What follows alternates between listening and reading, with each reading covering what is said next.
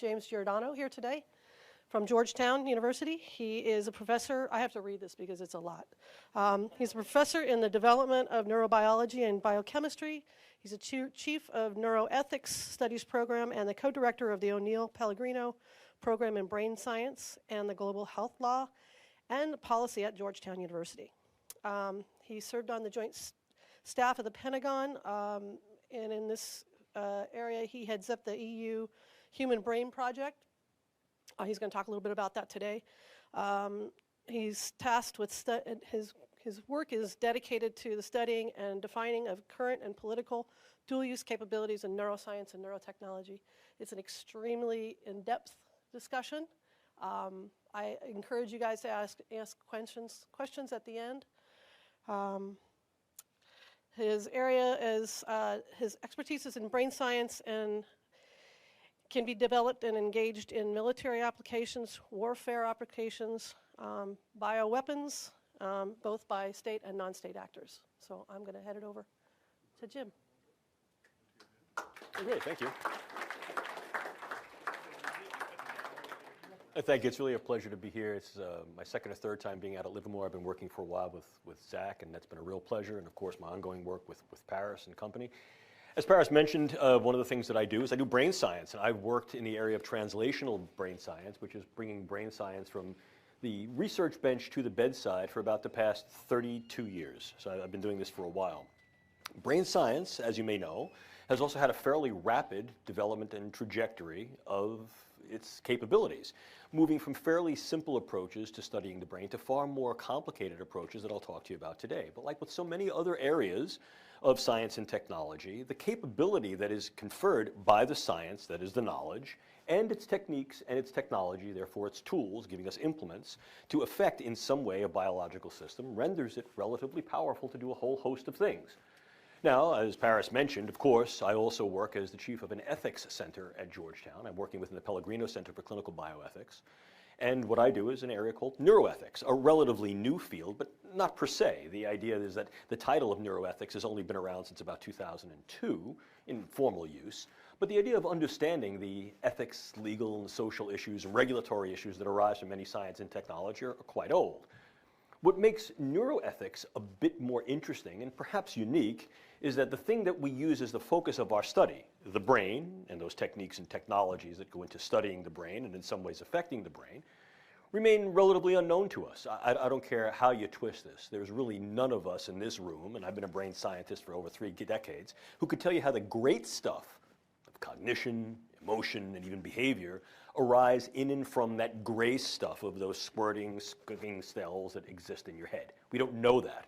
If I were going to be Aristotelian for a moment and sort of wax philosophically, what I could tell, you enjoyed it, that's good. So I always look for the philosopher in the crowd who gets the Aristotelian gig. The issue is very simple. We don't understand what's called the efficient cause of what the brain does. We know how it works as a basic biological system. We might even speculate, and very realistically, why it's important to a biological system. But do we know how the brain makes, quote, mind? No, we don't. Yet, that doesn't stop us, because there's something called the mechanistic paradox, which is although we need to understand the mechanism of how and why something works, we also fall victim to the fact that very often we use what's called satisficing information. In other words, good enough for government work, and we'll just proceed on smartly. Moreover, what that also does is raises the intersection of a host of unknowns. If we don't know how the thing that we're affecting works, well, the beauty of it is the tools that we develop help us to understand that. But then we have to revise what we think are the key issues that come from our tool use on that thing. This is not what's called reductio ad absurdum. This is not reductive thinking. It's real. That said, let me take you on a little trip in time to brain sciences, what they really do. Let me move this down here because I'm so short you can't see me over the bottle of water. So this slide, I think, very nicely demonstrates for you a relative 100-year history of the brain sciences, going back to an anatomical diagram that was pioneered right after the advent of anesthesia in the middle of the 1800s to be able to allow direct access to the living brain neurosurgically. Now, what that allowed us to do is to manipulate the structure of the brain, and as a consequence of that, see what artifacts occurred with regard to individuals' thought, emotionality, and behaviors. Of course, we all know the prototypic example being Phineas Gage, the railroad worker who got a tamping iron through his frontal lobes, and as a consequence of that, survived, but as the adage says, Phineas was Phineas no more. So the issue here is that there's something ticking away within your cranium that makes you, you. That renders the brain sciences exceedingly important, not anymore perhaps in certain ways than other areas of the biomedical sciences, but in ways that are both practical and philosophical. In other words, if I'm able to in some way assess and affect this thing that is in at least some way demonstrably and perhaps to a large extent responsible for making you, you, your persona, your thoughts, your hopes, your dreams, well, look at the power that that can yield. We like to talk about influencing hearts and minds, but this is a question of influencing brains to influence hearts to then influence minds. Continue to look at the slide, because what you see is the interesting dance that essentially technology has allowed the brain sciences to advance with. We've gone from these rather rudimentary examples of utilizing these techniques of surgery during the beginning of the last century, the 1900s, to being able to utilize ever more sophisticated anatomical and molecular probes to understand the brain at a variety of ever more nuanced and granular levels, and ultimately to not even have to intervene with the actual structure of the brain, but to be able to assess the brain in real time, utilizing convergent forms of neuroimaging coupled to a host of neuroelectrophysiological techniques. This has been very, very important, because what this allows us to do is essentially something akin to this, both literally and metaphorically, which is to essentially put the brain at our fingertips. This is my brain. I take it out nightly and floss it. With my haircut, it makes it rather easy. But there is something I want you to also understand about this. If you were to do exactly as I'm doing here in this slide, which would be to put your brain in front of you, first of all, the mere size of it, I think, is somewhat interesting to people. We tend to think it's a lot larger. It's not. It fits in the palm of your hands. But now let's wax a little more philosophical but very practical with that same analogy. If this is something that fits in the palm of your hand, every hope, every dream, every thought, every aspiration, everything you love, everything you hate, fits in that organ. And if I really wanted to wax philosophical, everything that humanity has ever done and will be is a consequence of that organ's function. Once again, we're talking about power. But let me tell you a little neuroanatomical and neuroscientific adage. We have a saying in the brain sciences, see one brain, which means that despite the fact that if I pulled my brain out of my head and his brain out of his and her brain out of hers, it would basically look like that with regard to its gross architecture. The devils and deities lie in the details. Our brains develop as a consequence of their embodiment in me and you, and as a consequence of the environments we work in, which means that what the brain sciences are helping to do is to figure out both what brains have in common and what brains have in difference. Now, the beauty of that is, through the iterative use of big data, what we're able to do is to create large-scale patterns, maps, atlases of not only individual brains, but groups of brains, and use these things comparatively and normatively. The more we know, the bolder we go. Puts the brain at our fingertips. But what you want to see is that the brain sciences have, in fact, created a tremendous amount of momentum and potential. And that is the momentum to be able to assess, access, and affect. And we'll talk a little bit more about that. What it really does is it creates an opportunity to affect the way humans think, feel, and behave on a variety of levels. And those levels don't only extend within the individual organism, in other words, being able to affect thought, emotion, behavior with regard to ranging all the way from the synaptic to our social interactions individually, but it also allows us to then exert certain levels of intellectual assessment, knowledge acquisition, and control about human relations on the individual to cohort to group to community to local, regional, even global scale. And obviously, we can, in fact, use that information and arguably the capacity to be able to not just use the information, but to actually physically affect the brain through these techniques and tools in ways that are important to, meaningful for, and highly leverageable within national security, intelligence, and defense agenda. This is no different than other forms of science and technology. Arguably, one could say that the individual with the most sophisticated science and technology has always looked to bring those into those agendas to defend kin and kith, to be able to advance an ideology, to be able to defend those things we hold dear. History teaches us that. The latest and greatest tools are very often incorporated into these large-scale agenda, particularly by mechanized and technological countries. We've seen this historically throughout the ages, this being no different. So the idea that what we're able to say is that the leverageability of the brain sciences extends from the synaptic to the social, and from the individual to the global, is not just a lot of fancy rhetoric. It is, in fact, real and realizable. Moreover, in utilizing the brain sciences in these ways, I think it becomes important to understand a formal definition of a term that I will use repeatedly throughout this lecture. This term, a weapon. As directly cited from the Oxford English Dictionary, there are two interactive and I think important definitions of a weapon you need to understand. The first is as a means of contending against another. We hear this colloquially, someone who has a great sense of humor, so, oh, their sense of humor is a real weapon. In other words, they can use it well to interact with others positively and in some cases derisively. The old sort of film noir movies where it showed the sultry woman sitting in the bar and she'd show some leg and be like, those gams are a weapon. Those kind of things. Yeah, it's a means of contending against another. For those of you who are far younger than I, gams is a slang for legs. It doesn't necessarily have to be in a derogative or denigrative way. It is a way of contending against another. I can use humor as a weapon to disarm someone. I can use affability as a weapon to make what may have been a potential foe or hostile my friend. But I think the way that we use the word weapon more colloquially is the one that comes to mind and should not be ignored in this context, which is this, something that can be used to injure, defeat, and or destroy another, a potential enemy. Put them both together, you have this wonderful 25-buck definition, and I usually impugn anyone who reads off a PowerPoint slide, but I just want to reinforce the definition. Something that mitigates aggression and fosters thoughts and feelings of affiliation or passivity. Oh, in other words, if I make my enemy my friend, not my enemy any longer, that's still weaponizable, and or something that incurs burdens of morbidity and or mortality. The idea of this is something not only used to influence and deter, but actually to, in some way, mitigate or prevent an individual from exercising those actions towards me and mine. If we look at weapons and we were to trace these historically, I think Ruddington provides a very, very good overview of the history of weapons. There are a number of different books that could provide this for you. Everything from somebody picking up a rock and using it a la 2001: A Space Odyssey, all the way up to the contemporary use of very, very sophisticated forms in S&T.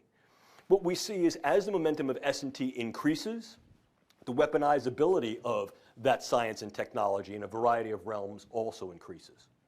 It used to be that I need to be exceedingly close to someone to now influence them with a weapon, and now what we see is we create both distal potential as well as much more capable potential to affect them in a variety of different ways, ranging from the sublime all the way up to the severe. So we know this to exist. There are two types of weapons, those that are called soft weapons and those that are called hard weapons.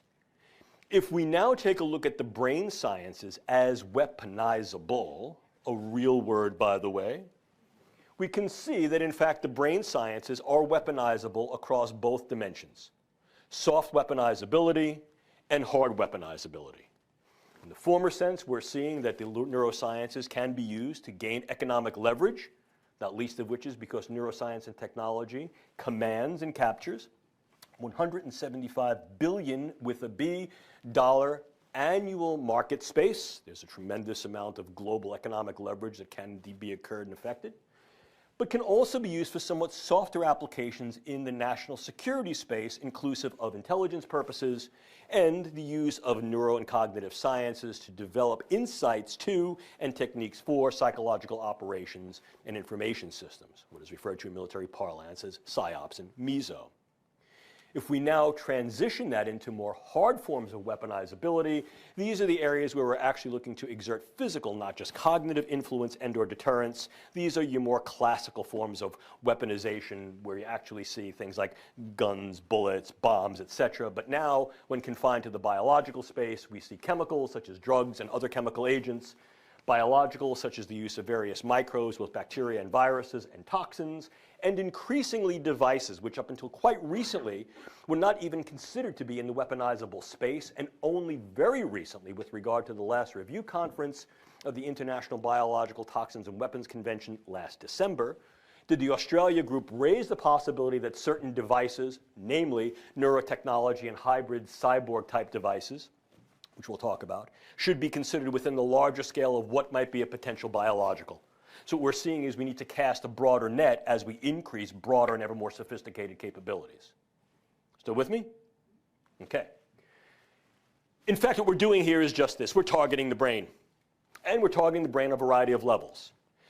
Now, like any good target, what I have to be able to do is I need to put the pipper on point. In other words, I need to put this gun sight, so to speak, where I want it to be. Otherwise, what I'm doing is I'm just hosing a target indiscriminately. That's not what I look to do. I don't want buckshot. I want sharp shot. So the first thing that I need to do, as anyone will tell you, is I have to recon my target area quite well so as to be able to acquire viable targets and also to avoid collateral damage. The assessment neurotechnologies do a very good job in doing that with increasing sophistication. They're not used individually, they're used in a way that's called co-registered. I can use forms of neuroimaging, and these are diverse. They run the gamut from the older forms, such as things like computerized tomography and single photon emission tomography, to the much newer forms that utilize a highly specific electromagnetic pulse signal, not only to be able to image certain brain areas, but also to image tracts, communicating networks and nodes within the brain in a directional way in rather rapid time. I can utilize neurophysiological recordings such as electroencephalography, and I've dialed in the specificity of that as well through the use of quantitative techniques.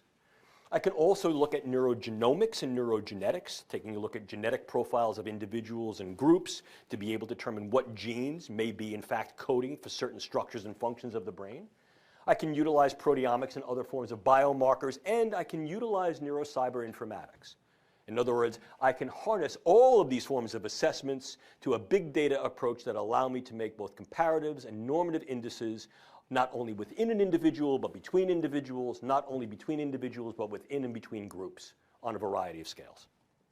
So the idea of assessment technology, in many ways, combines each and all of these, and the combinatory power of that is facilitated and fortified through the use of big data. We've written comprehensively about the use of big data as a force multiplier in neuroscience and neuroweaponology, and if you're interested, I'd be happy to provide that to you. But the idea here is, like so many other forms of recon and evaluation and assessment, we as humans tend not to turn rocks over just to look what's underside. We turn rocks over so we can use what's under there. The brain is no different.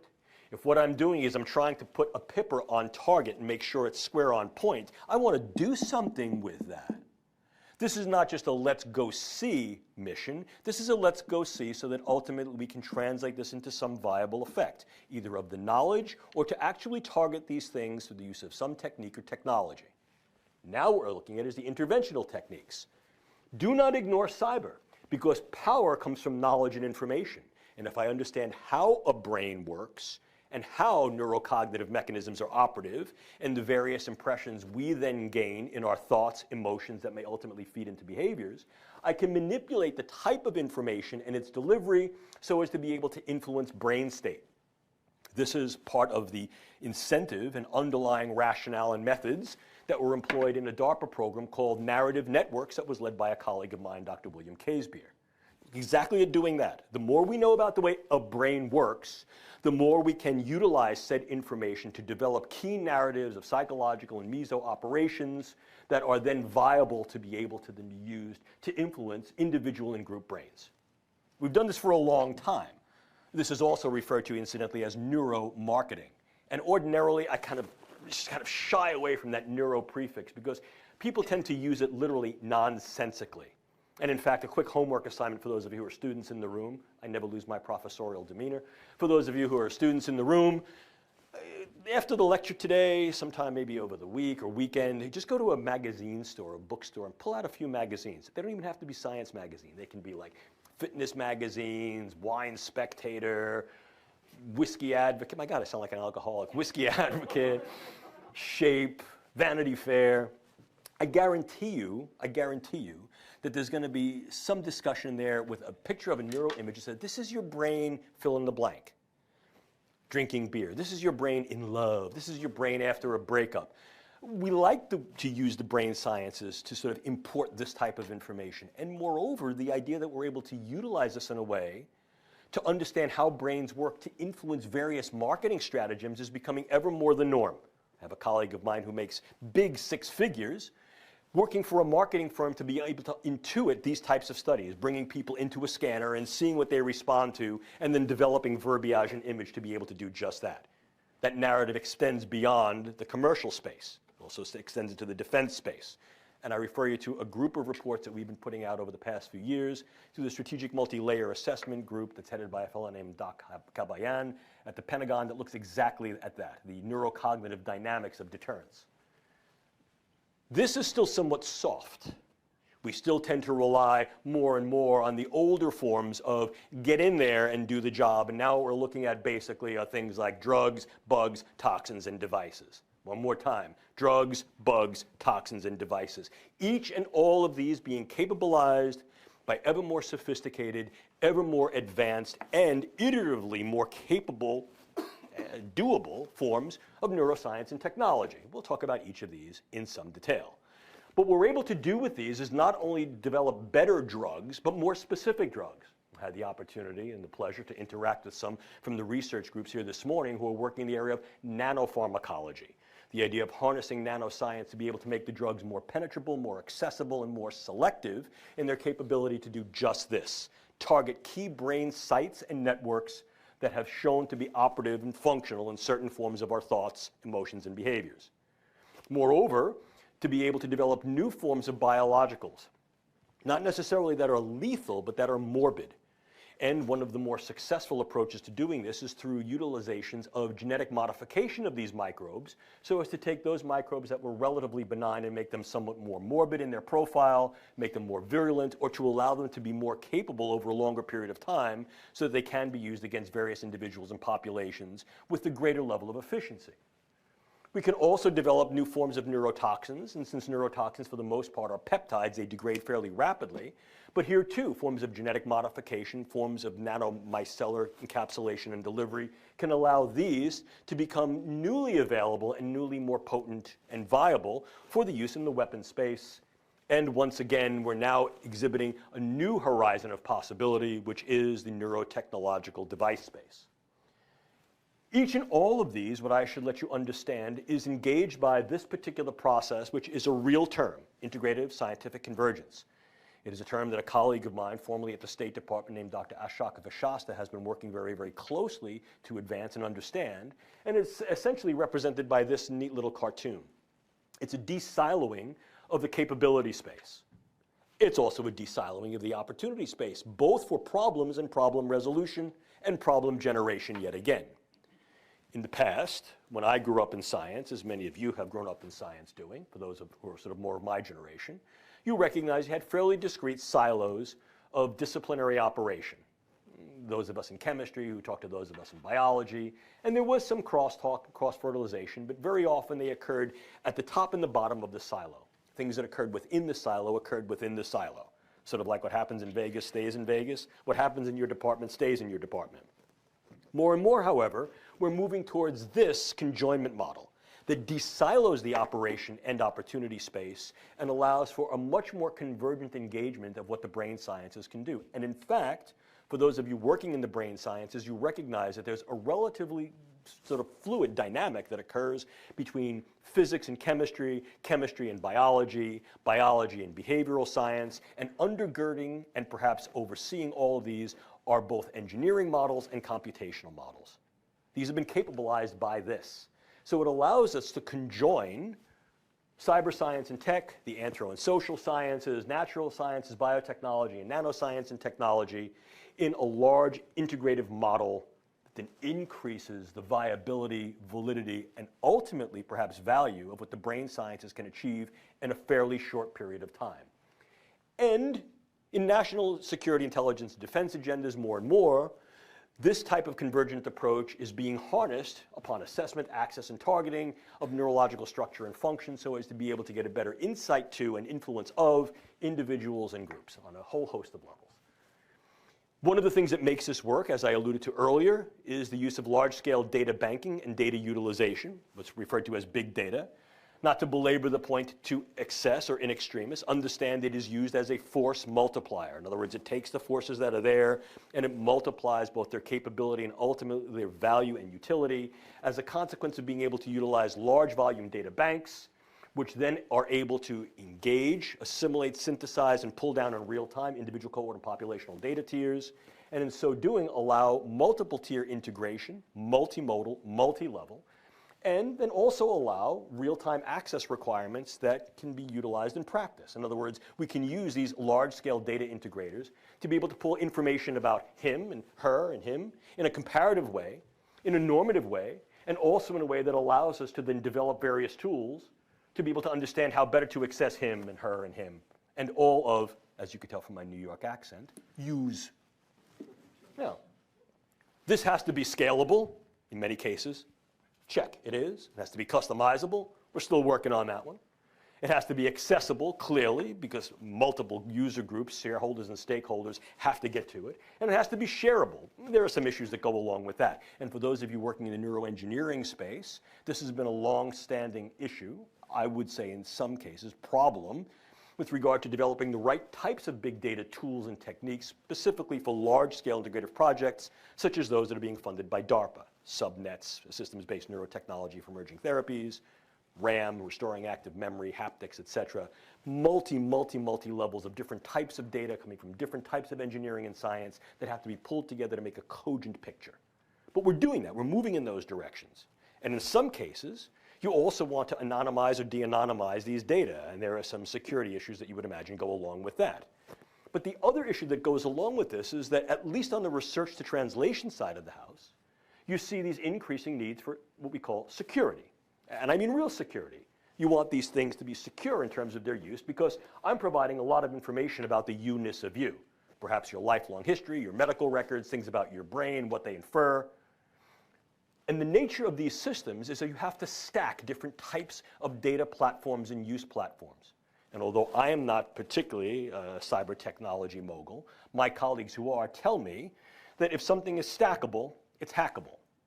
I tell you from my own experience, what I am is a longtime judo player and wrestler, and I know if you want to knock somebody down, even the biggest guy goes down at their weak points, and that's their joints. And this is no different.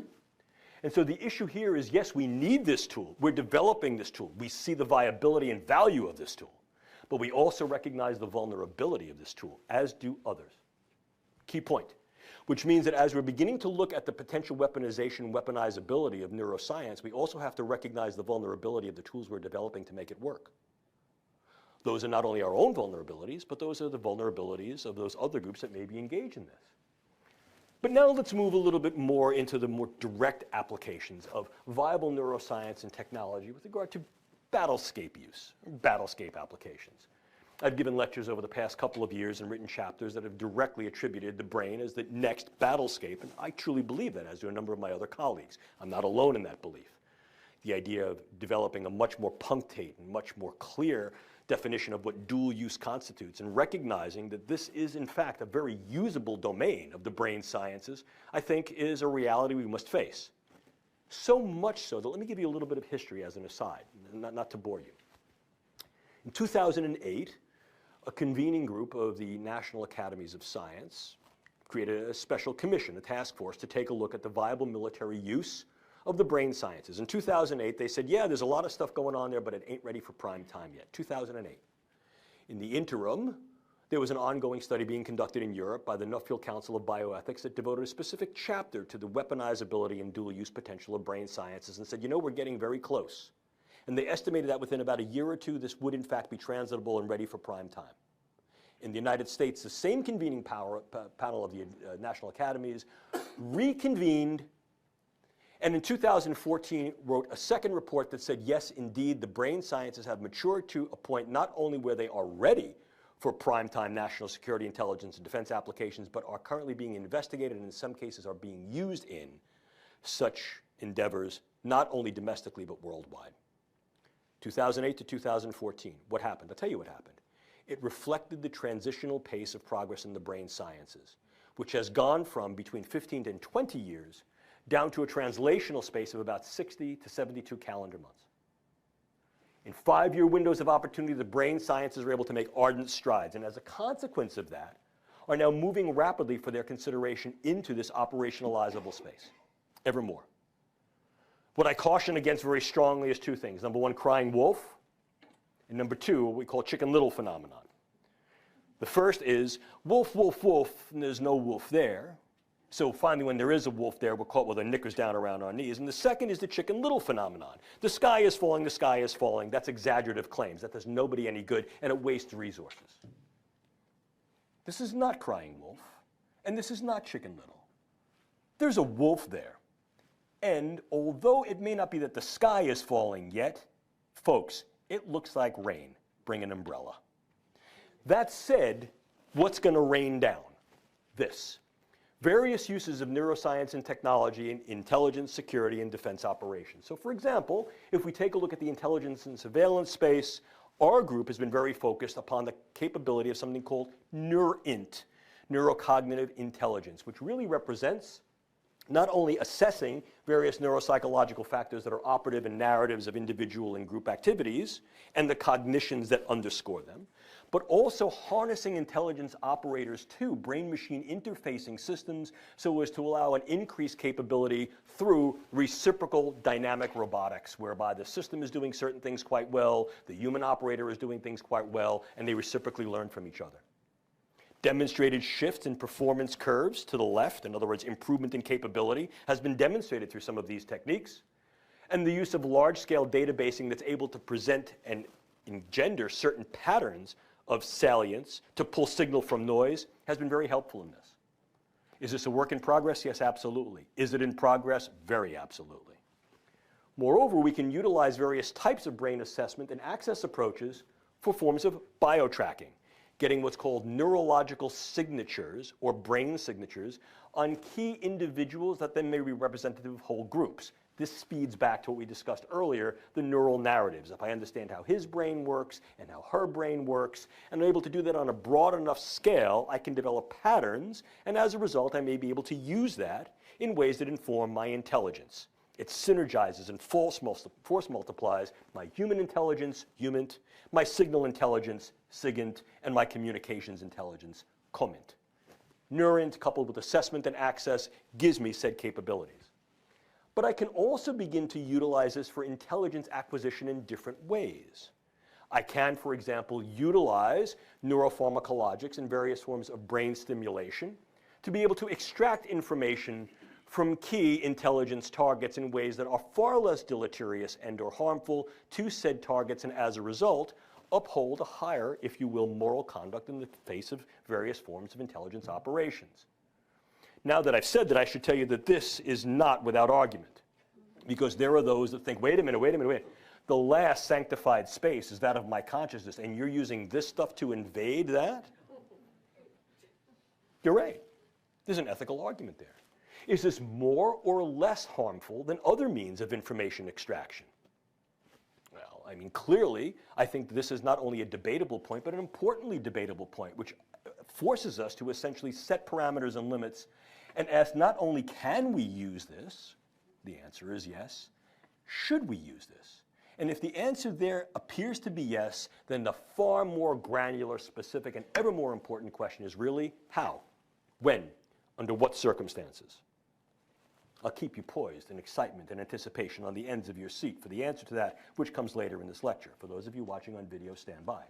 So what we understand is this possible? Yes, it is. In fact, it came up in our discussions this morning.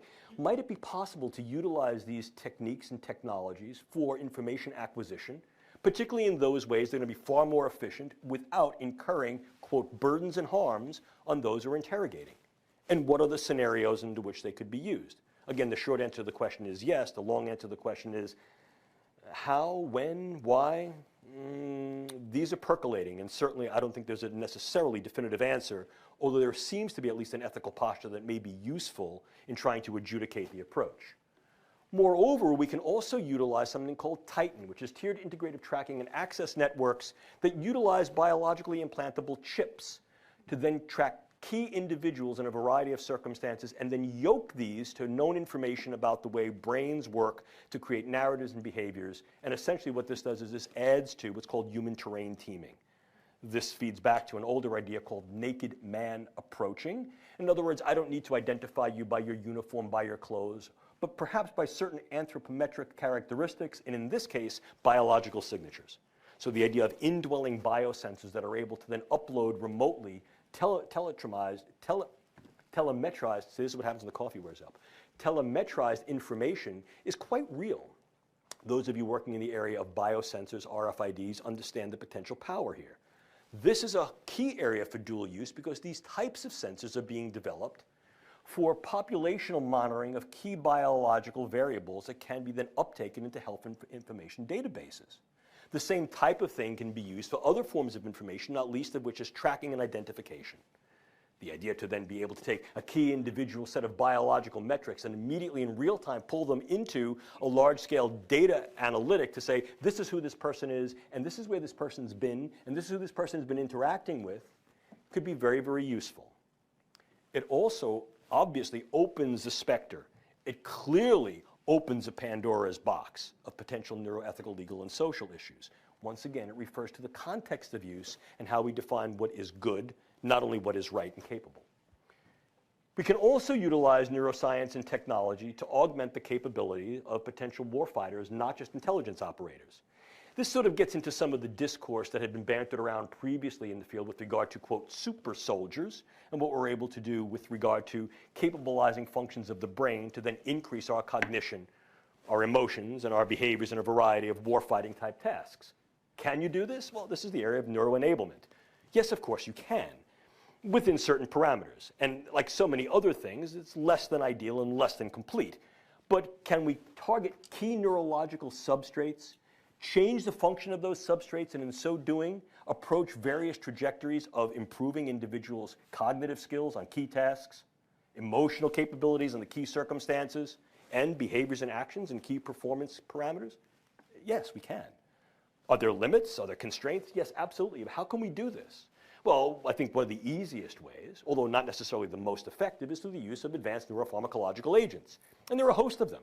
Certainly, we hear a lot of the discourse about performance-enhancing drugs, not only in terms of the military, but for a variety of other uses, inclusive the civilian side of the house, where people are looking to take a variety of drugs, stimulants, eugeroics, vigilants, anti-sedative drugs, to be able to then increase their capability to study, to function, to be better at work, cognitive enhancers. Could these be used within military and security intelligence frameworks? Yes, absolutely we could. Could we also use computational brain-machine interfacing? Without a doubt. Could we use closed and open-loop brain stimulation approaches, not necessarily through the use of indwelling devices, such as implants, but also perhaps through the use of non-invasive brain stimulation, such as transcranial magnetic and electrical stimulation? The answer appears to be yes. The short answer. The long answer is that it is exceedingly context-dependent. It's based upon brain state, based upon task, and we have to define what exact parameters of performance we're looking to affect, and what changing the function of nerve and brain does to change the relative outcomes with regard to these performances. But that doesn't mean we can't do it. The question is, should we and how? The same is true with regard to neurosensory augmentation. Here I'll speak very specifically to some of the programs you have ongoing. There have been some bioengineering programs here at this laboratory that has looked at the capability to increase visual acumen, if not restore sight, to individuals who've lost their sight. Increase capability to create second and third generation cochlear and auditory implants. These are not limited to the usual range of the human sensorium, but can in fact be used to get increased focus, what's sometimes referred to as eagle eye, or sometimes referred to as bat's ear.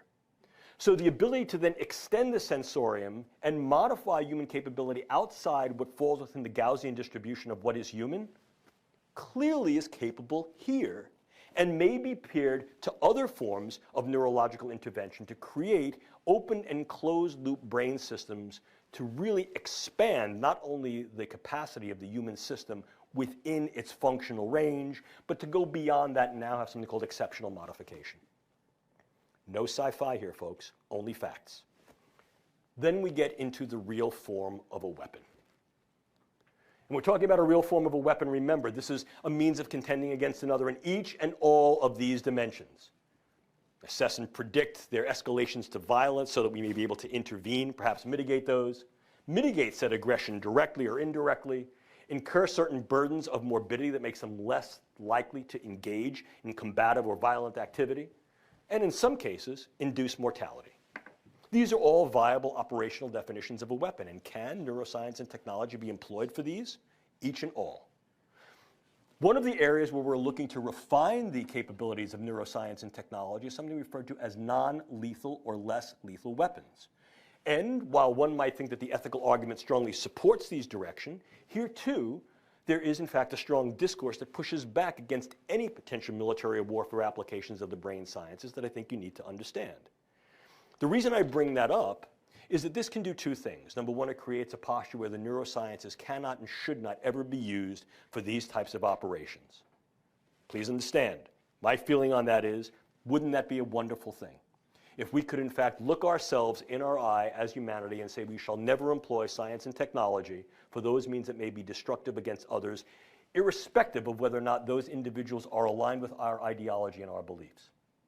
Yes, that would be. The reality of the situation poses itself as something quite differently, however. And the problem we need to face is that certain prohibitions, if not frank proscriptions against using brain science in these potential ways, even defensively, may create an opportunistic window for others to be able to then pursue these approaches more vigilantly and more aggressively. It's a balancing act, folks. I'm not going to necessarily tell you how to resolve it because I don't know, and it becomes difficult. There are certain things we can do on the research side of the house to dial back who does the research, what type of research is done, and what it's used for. But this is a cat that's already out of the bag, and as I hope to demonstrate to you in a moment, this is being conducted on an international scale, and so it may be a little late to start thinking about we're never going to use it like this and what happens if we do or we don't. What types of kind of neuroweapons can we engage and develop? Well, I provide them for you.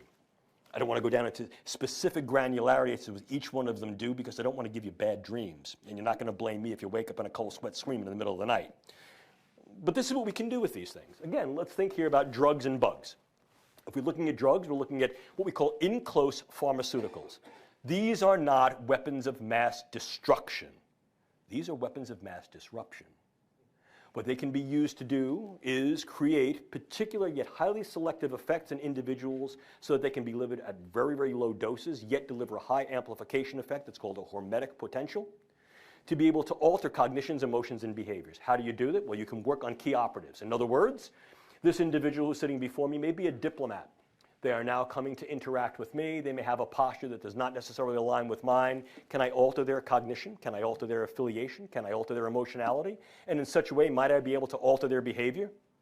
Yeah, I can. And if, in fact, this individual possesses political or charismatic capability, charm, charisma, leadership potential, to then stand before their people and say, this guy's my best buddy now. They might go, well, I'm following this guy. Or they might think he's stark raving mad and I've created social disruption within his political ranks. I can do that on a variety of levels, from individuals who are head of a small family or group, to the tribal, to the community, to the large-scale population. So we can utilize these things to be able to affect key operators and dynamic individuals who may charismatically, politically, or through other means of power be able to affect groups. It's a ripple effect. It is a ripple effect. Moreover, we can induce a number of neuromicrobiological agents to then incur something called high morbidity. These are not necessarily mortal agents. We can modify the existing palette of bacteria and viruses through the use of gene editing techniques. Very viable. This has been some of my ongoing work with my colleague Diane DeEulis at National Defense University. And what we can also do is recognize that there are existing microbiologicals that can be harnessed to then induce the effects. We can also engage certain chemicals that way. What we want here is a morbidity factor, not necessarily a mortality factor. I want to make people sick. And what I do here is the virus is not necessarily the bug. The virus is what I put over the internet. Let me show you how I can crash a system pretty easily. I affect key individuals here, here, and here. And then I take another community in the back of the room. I affect key individuals there. And then I take another community. I affect key individuals there. And then I do what every good attributional group does. I beat my chest and take credit for it. And what I put out over the internet is, this is a virus, a bacteria, an agent that I have infiltrated into your fill in the blank. I say it's a weapon of mass destruction. And what I tell you it's going to do is it's going to produce paranoia, anxiety, and sleeplessness. What I've just done is I've recruited every paranoid hypochondriac to think that they have whatever that is. I've used salient and sentinel cases, and I create essentially a legion of what's known as the worried well. They now flood emergency rooms. They flood their clinicians. The CDC responds back and says, no, no, no, there is no such a thing. And I've created a schism of trust between the population and the polis. It's both a short and a long war's effect. Moreover, I can create particular neuromicrobiologicals that may have a much longer duration of action, for example, modified Zika virus. And what I can then do is, as a consequence of that, is I can affect subsequent generations to incur a public health morbidity and mortality effect that then creates an increased economic and perhaps social burden. Long war scenario. If I wanted to do something that's a little bit more proximate, I can utilize nanoparticulate matter. Now, we can utilize nanoscience to create much better drugs, to get them where they got to go in the brain. I can create nanoscience and nanotechnology to be able to escort certain drugs across the proliferant barrier, which is the blood-brain barrier and cerebrospinal fluid barrier. So I get these things where they got to go. But I can also utilize nanoparticulate matter in a very indiscriminate way. The idea here is that I can get something called high CNS aggregation material that is essentially invisible to the naked eye and even to most scanners because it is so small that it selectively goes through most levels of filter porosity. These are then inhaled either through the nasal mucosa or absorbed through the oral mucosa. They have high CNS affinity. They clump in the brain or in the vasculature, and they create essentially what looks like a hemorrhagic diathesis, in other words, a hemorrhage predisposition or a clot predisposition in the brain. What I've done is I've created a stroking agent. And it's very, very difficult to gain attribution to do that. I can use that on a variety of levels, from the individual to the group, highly disruptive. And in fact, this is one of the things that has been entertained and examined to some extent by my colleagues in NATO and to those who are working on the use of neurobiological sciences to create populational disruption. Very, very worried about the potential for these nanoparticulate agents to be CNS aggregating agents to cause neural disruption, either as hemorrhagic and vascular disruptors or as actual neural network disruptors because they interfere with the network properties of various neural nodes and systems within the brain. Then I get to the area of devices. And this, in many ways, is going to be less than definitive. The reason for this is highly evolving and I think is limited only in certain cases by context of imagination. What are the devices? Well, I have them here for you here. You have neurosensory mobilizing agents, and to some extent, some of these have already been used. Things like high-output sensory stimulators that can be administered from unmanned vehicles, drones, insect-borne, or larger-scale, macro-scale vehicles such as tanks, cars, etc. These are sensory mobilizing agents that use high electromagnetic pulse energy that may also utilize high levels of sound, high levels of light energy, and they disrupt neurological sensory function. Already being used, now they're being developed with higher specificity. The idea of intracranial pulse stimulators take this one step further. Now the idea is to utilize direct electromagnetic pulses to be able to disrupt neural network aggregation. There have been some animal studies that have been done that look at the viability of electromagnetic pulses across various distances to essentially disrupt the network properties of the brain and create confusional models. So these are both individual and group disruptors. You also have the idea of the altered reality tactics that is primarily used in irregular warfare.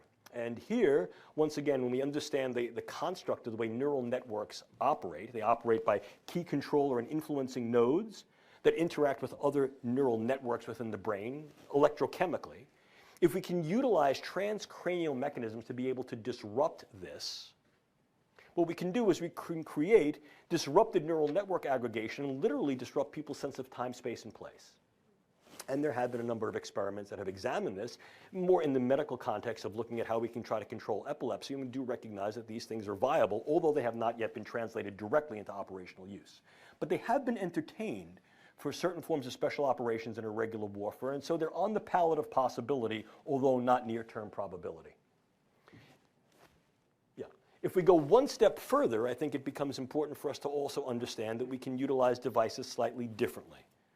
This is the idea of the sort of non-human cyborg. And I don't use that word in any way colloquially. I mean it literally.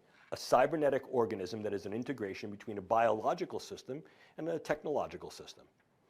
The pioneering work in this field was done years ago. It was Delgado's work with deep brain stimulation in a bull. He utilized deep brain stimulating electrode coupled to a remote device, got into the bull arena, induced the bull to charge, pressed the button, and arrested the bull's forward motion. Stopped, poised right before him. See what I can do through the use of cybernetic interactive systems. Remotely controlled brain systems, brain interfacing. Could we now utilize that on different scales? Well, we're not talking about dropping electrodes into people's heads, despite what people will say. This is not a large-scale program to infiltrate the population with indwelling electrodes. With all due respect to Elon Musk, I think the actual translation of that into a broad-scale event within the population, as it very, very least speaks of the fantasy, if not fictional, and I think in many cases is very, very difficult to translate. Will key individuals get certain implants? Yes, I believe they will. Will key individuals also be able to get the benefits of translational neurosurgery that decrease some of the risks and burdens? Yes, they will. Will this be widely seen as a mechanism of individual and crowd control? No, it will not, at least not in the immediate future. But what has gone from the drawing board to the reality is this: the use of neural interfacing and physiological interfacing through the idea of remote-controlled small-scale systems to be able to modify the behavior of non-human animals on a variety of scales, small mammals, and increasingly the use of insects. The pioneering work was done by DARPA, something called the DARPA beetle or the DARPA fly, and more recently, an independent, non-DARPA-funded commercial enterprise, calls itself Dragonfly, has been able to utilize a combined set of techniques, both direct neural stimulation through the use of what we call macro technology and optogenetic control of key neuron firing patterns, to be able to direct the wing beats and pulses, and as a consequence, directionality of a dragonfly. And characteristically, an insect of about that big works quite well because it can not only carry this particular payload, which is very, very light, and now does not have the burden of the prior DARPA beetle that needed a battery. This utilizes a solar rechargeable source, so it is infinitely powerful, but must also be able to bear the burden of now these very, very small scale, and in some cases they're looking to the high level nano or at least low level micro scale use of various electrodes that can then both record and perhaps deliver certain types of payloads as well. So the idea of now going back to these very, very low dose nanopharmaceutical delivery of toxins or other chemicals and utilizing this as a controlled vector becomes a real possibility. Note, this has not been directly addressed, nor has it been entertained by any United States government entity in a public forum. This is not what DARPA has intended this device to be. This is supposed to be a surveillance device that could be used for public health and also to monitor key environmental factors. And the same is being touted here, that this is not a device that is weaponizable. The reason I tell you about it is that this was a point of considerable debate and discourse at the recent meeting of the European Union Human Brain Project Subcommittee on Dual Use. And I stood before these people and said to them, you know, this is not being entertained in these ways. And the response there was, yes, but it should. And so the fact that people are thinking about this, but this was not explicit intent, means that it is, in fact, capable to be developed in these directions. And that becomes a real concern and consideration.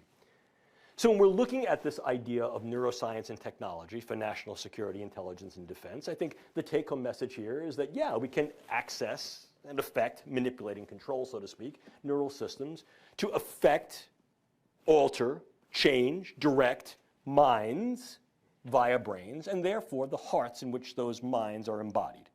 We used to talk, as I said, about hearts and minds. Now, through the use of neuroscience and technology, minds and hearts is a far more viable description because it describes for us explicitly the root of engagement. What we can do here, I think, is very provocative. What we should do, that's still, I think, a point of contention and represents a work in progress. And I think the reason this becomes so contentious is that although we may even be able to leverage particular amounts of regulatory pre- and proscriptional control over large-scale governmental agenda that are dedicated to these efforts, and may even be able to exercise such control onto the commercial interface, a growing problem is the do-it-yourself biological market, what is commonly referred to as the biohacking community. And it's problematic not inherently because of what it is they do. This is public science. It's a science taken out into the public forum, utilizing available tools and technologies that indeed allow individuals to create highly valid scientific techniques and technologies in their backyard, in their basement. I think there's a strong push towards public science that in many ways is applaudable. And I'm not impugning the community nor its efforts. What I am doing is I'm putting out a warning. I'm giving forth sort of the need to take heed and perhaps take action. This is also a very vulnerable community. The reason for it is twofold. Number one, that there are individual actors, as with any community, who may have different agenda. And those agenda may not necessarily be, for what we consider to be always benevolent, wanting to do good purposes. Or, let's face it, it could be wholly benevolent, but my good is not yours. And as a consequence, the ideology, purpose, and intent of what I seek to do may not necessarily be consistent with what you seek to do. Moreover, the level of financial base that would allow certain distinctions and certain integrities of control and safety may not be present in all of these operations. And as a result, accidental contamination, accidental spill out of one silo into the public silo may be burdensome, risky, or harmful to the public health. And then, of course, there is the relative corruptibility and diversion of that community by key individuals who may be susceptible to venture capitalists or other state or even non-state actors that have very, very discrete agenda, not all of them necessarily benevolent, or not all of them aligned with the key interests of here in the United States or some other country. There is a vulnerability profile that I think needs to be made aware. And of course, there has been a response to this, and there has been activity in this direction, because this community is also dramatically and ongoing, dynamically interfacing with the Federal Bureau of Investigation. Some of our conferences here at Livermore have been able to engage these partners in, I think, a very, very meaningful dialogue. And I urge this in a public forum, that this dialogue should continue, not in a suspicious way, but in a way that protects the individuals who are operating in the do-it-yourself biology community from their relative purloinment, and also recognizes that there are potential threats to not only that community, but the community at large, and as a consequence, national security and defense. The reason I tell you that is that this also speaks to what can be done and what should be done about it. And although I'd love to be able to stand before you now and say, here are the answers one by one, I can't do that. I can't, not in a definitive way. And one of the reasons for that is I think we can certainly talk from our own pulpit, and we can only discuss the palette that we have available and which we can manipulate here. Indeed, many of the things that I've spoken to you about with regard to biologicals, chemicals, toxins, they're controlled. But I think that the other issue then becomes twofold. Number one, that signatory treaties do not only guarantee compliance and performance, and number two, not everybody has signed the treaty. And if I go one step further, not everything I've talked about falls under the purview of the existing treaties. Case in point, these biologicals, in some cases, and these technologies and others. Put them all together, I get a much larger grab bag of combinatory approaches that can be used that are not explicitly addressed in the current signatory treaty's language, scope, or purpose. And as a consequence, what this does is it opens the door for possibility. Possibility certainly fosters probability. Moreover, this is being conducted on an international scale. Recent estimates, not speculations, I sound like a broken record, I talked about this morning, not speculations by the Neurotechnologies Industries Organization, has predicted by 2025, greater than 50% of international neuroscience and technology will be conducted, listen to this, outside the West. Not outside the United States, not outside Europe, outside the West. Now that's an important consideration because what it demonstrates is a shift in the capability potential and ultimate power that can be yielded by this. I'm not saying it's a good thing or a bad thing, it's a thing. But I think it becomes important for you to understand is that this also needs consideration because of the fact that not all philosophies are aligned with our own. Moreover, the needs and values of other cultures may not necessarily be the same as ours. And they have every right in the world to be able to engage that cosmopolitan viewpoint. In other words, certain cultures have different philosophies that then acknowledge different needs and different values in distinct ways. And if in fact we recognize this, it demands a larger discourse, one that brings together international partners in a cooperative way to be able to both pulse the field and in some cases policy the field. And that's critical. Because failure to do anything right now leaves an opportunistic space wide open, and moreover, overt proscriptions in these areas without consideration for that opportunity space can incur certain vulnerabilities. This is not something you want to get caught with your pants down about. Level of proper investment, attention to detail, and engagement I think is important. Is this the only weaponizable form of science and technology? No. Is this a huge threat that leverages up there, for example, with nukes, dirty bombs? No. Is this certainly, I think, a growing reality, and as such, a viability for risk and threat? Yes. Does the appropriate level of attention need to be dedicated to it and action then need to be articulated thereupon? Yes, absolutely. Do I have a specific number or percentage of time, investment, and dollars that in fact should be dedicated to this? No, I don't, because I think it too needs to be iterative in keeping scope and pace with the science as it develops. On the world stage, as I said, you've seen non-state actors, you've seen do-it-yourself neurotechnologies, and increasingly, what we find is that this is becoming not only, I think, a valid concern, but a viable concern, given the relative facility of neuroscience and technology. We can pull this stuff right off the shelf. Much of it, particularly in the direct-to-consumer space, then becomes available to do-it-yourselfer as well as a variety of state and non-state actors. Moreover, there are dedicated efforts by a number of states that are keenly investing in the neurosciences and neurotechnologies, many with explicit dual-use capability and potential. Third, this is being undertaken not only by nations, but by independent actors who are then being venture capital funded, both explicitly and implicitly, by various nations that have keen interest in developing a disrupted or at least directional balance of power in this opportunity space. And as I tried to show you in this lecture over these past 40 minutes or so, this can occur in a variety of applications. And the lack of commitment to at least an understanding and good depiction of it on our side can, in many cases, not only not preclude others' initiatives, but in some case, opportunize it. So clearly what we see is that this gives rise to a whole host of neuroethical, legal, and social issues. I'll not bore you with these in detail, but I think we can parse those into those that are focal to the technology, intersection of unknowns, their capabilities and limitations, and runaway effects, not only of the science and technology itself, but runaway effects of individuals who recognize its power and then take this into trajectories that we ordinarily would not assume would be engaged, because we may think there are limits and proscriptions. The idea that, well, we won't go there doesn't mean that someone else won't.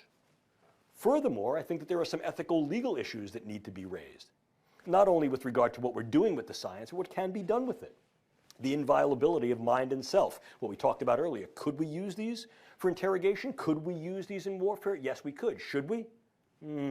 But we could argue, well, less harm is going to be incurred. But really, what are the harms once we get into the relative inviolability of the brain space, the last private domain, if you will? Oh, yes, I know the counter-argument says we do that already, and perhaps that's valid. But I think developing that discourse in a very, very realistic way at the level of granularity that's necessary will be important to each and every step forward. Moreover, if in fact what we're looking to do is to be able to gain a broad base of information and be able to pulse that information through relative discrepancies and ultimately transgressions, we then get into arguments about what constitutes privacy, what constitutes protection, what is mitigation, what is manipulation, and then how do we entertain these things on the world stage. And if we're looking to say, well, we understand that perhaps we need to go in this direction, as many have argued, well, what ethics are we going to use? Some form of civilian ethics that's operative, for example, for the life sciences and medicine, perhaps, and that may be viable in research, but in translating research to operations, what do we use then? The idea of justification both in and for war, a just war and just conduct under war?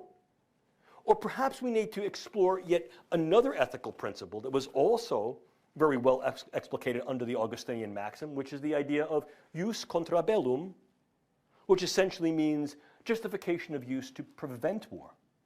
But how far do you go? To what extent? What represents benefit? What represents burden? What represents harm?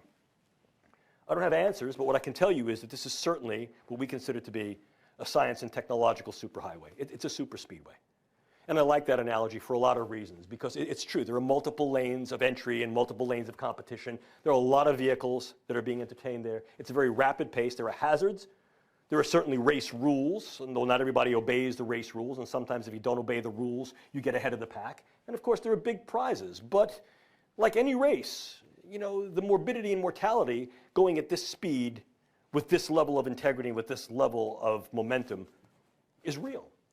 So to be able to handle the superspeedway, one of the things that we've suggested is this, something we've called on-ramp. Get it? Speedway, on-ramp. There you go. It's the operational neurotechnology risk assessment and management process or paradigm. And what it really does is it embraces, I think, an older idea that had been advocated initially by Zbigniew Brzezinski, essentially in 1972.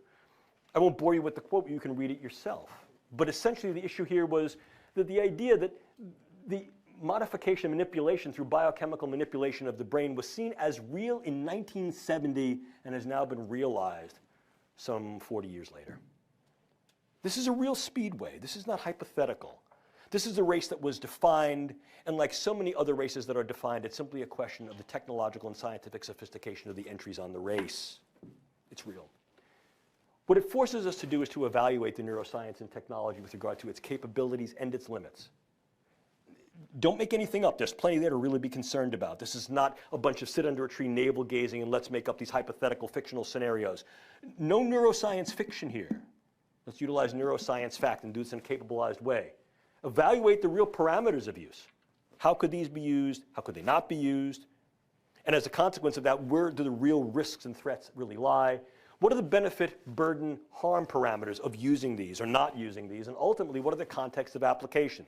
Intelligence, security, defense, public safety. In some cases, looking at the research side of the house and the operational side of the house. All of these must fit into this quasi-calculus of how we then approach risk assessment and mitigation. There's nothing new about this. This is a simple, tried and true risk assessment and mitigation paradigm that is now being applied to the use of neuroscience and technology in these key domains. What we've tried to do is to dial in the specificity through the use of some key questions. How do we do it? We identify the risk scenarios, try to model them, craft these strategies for preemption and preparation. Preparation is the big step. Strategies that are relevant and durable, and identifying the plan that's necessary. What do we try to do there is we try to develop these contingencies and exigencies. And in developing these things, it's essentially a four-step process.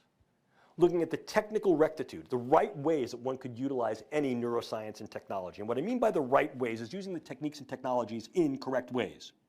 Using them in ways that are real, understanding the capabilities and limitations. What are the situational variables that are germane to their use? Could they be used this way or not? Yeah, I could say I want to neuroimage people, left, right, and middle, but am I going to get everybody in the scanner? No, I'm not. So how am I really going to use these things?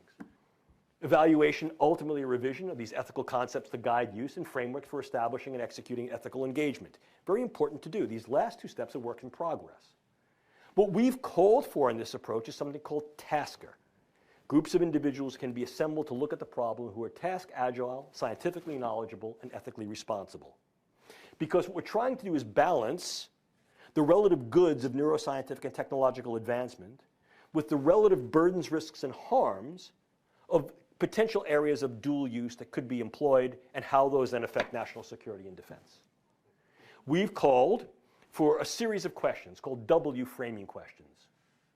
What can the technology do? When will it be used? Under which circumstances? In whom? And then we frame these in what we call C contingencies. What is the actual capability of the science and technology? How it will affect the character of those upon which it is used? What are the consequences that its various use or non-use will occur? What are the contexts in which it may be employed, not employed, and what are the contingencies that go into that? And ultimately, are there issues of consent or non-consent that need to be defined? Because the thing you don't want to do, and the thing that we're arguing against, is doing this and getting this, is unraveling the potential Gordian knot of what the brain is, only to open a can of worms by so doing. It's not a question of not going forward. It's a question of looking at what we call footfall effects. It's not a prohibition or proscription against putting one foot in front of the other, but it's recognizing of where those feet are going to fall and what the consequences are where you put them down. And also recognizing we're not walking alone.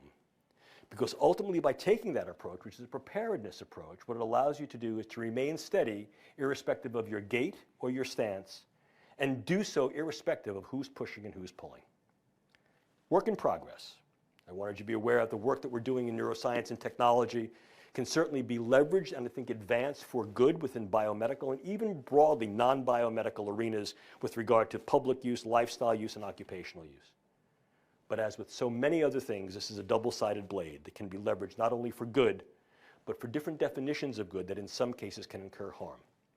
No, no, no, this is not cry wolf. Certainly the sky is not falling. But be able to differentiate a puppy from a dog from a wolf, recognize that wolves have teeth, recognize that wolves have claws, recognize that wolves have a pooper on the back end, and all those can get you in trouble. And no, as I said before, sky's not falling, but certainly looks like rain. Bring an umbrella.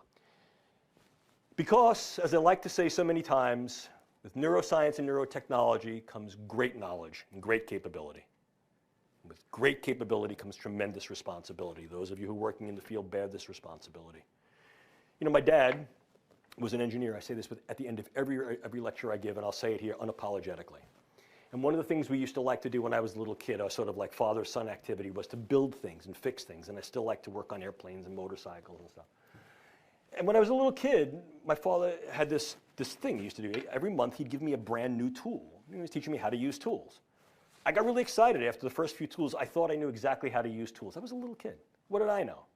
And I remember once very, very vividly, he gave me this new tool. I want to run off and use it. He put his hand on my shoulder and he says, Jim, slow down. Measure twice. Cut once. Sometimes you can't go back. Wow, Dad. Great advice. Neuroscientists, neuroengineers, colleagues, friends, those of you working in national security, intelligence, defense, those of you working on the policy side of the house, let's measure twice. Let's cut once. Because sometimes all of us won't be able to go back. It's a difficult field. If you want to get in touch with me, you know where I live. It's right there. Hold on. Boom, boom, boom. It's right there. If you want more readings in the field, I'll provide these for you. Certainly this PowerPoint is available to you.